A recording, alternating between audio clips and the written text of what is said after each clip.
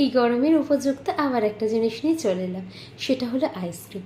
এখন দেখবি বাইরে গেলে স্কুলে যাওয়ার আসার দুটো পথেই যখন দেখতে পাও চতুর্দিকে আইসক্রিম রয়েছে, বাবুগুলো ভীষণ ডিস্টার্ব করে, তাই না? যেন সব সময় শুধু বলে একটু আইসক্রিম খাও, কিন্তু বাইরের জিনিস যেগুলো বিশেষত প্রিজারভেশন করা থাকে না, সেগুলো বোধহয় না খাওয়াটাই বেস্ট। তার জন্য যদি বাড়িতে একটুখানি কষ্ট করে বানিয়ে দেওয়া যায়, তাহলে কিন্তু সেটাই মনে হয় অনেক ভালো। আর এতে কিন্তু সত্যি তেমন কোনো কষ্ট হয় না। এর জন্য আমি কী করেছি, একটু দুধ গরম করে নিয়েছি, তার মধ্যে কোকো পাউডার দিয়েছি 2 চামচ, অল্প একটু চিনি দিয়েছি, ভালো করে ফুটিয়ে ঘন করে নিয়েছি। কিছুটা হুইপ ক্রিম আমি হুইপ করে রেখে দিয়েছিলাম, তার সাথে এই মিশ্রণটাকে মিশিয়ে নিয়েছি, নিয়ে চকো চিপস ছড়িয়ে দিয়ে আবার ভালো করে মিশিয়ে নিচ্ছি দুটো করে। তারপরে কি করেছি, উপর থেকে একটু চকো চিপস দিয়ে ফ্রিজ করে দিয়েছি সারা রাত। তারপরের দিন দুপুরবেলা করে দিয়েছি পরিবেশন। আর সত্যি বলছি, দারুণ ছিল। আমুলের বাটিতে বসিয়েছিলাম এবং খেতে যেন আমুলের মতোই টেস্টটা লেগেছিলো। তোমাদের কেমন লাগলো জানি, অবশ্যই বানিয়ে খেও। ভালো লাগলে লাইক, শেয়ার, সাবস্ক্রাইব।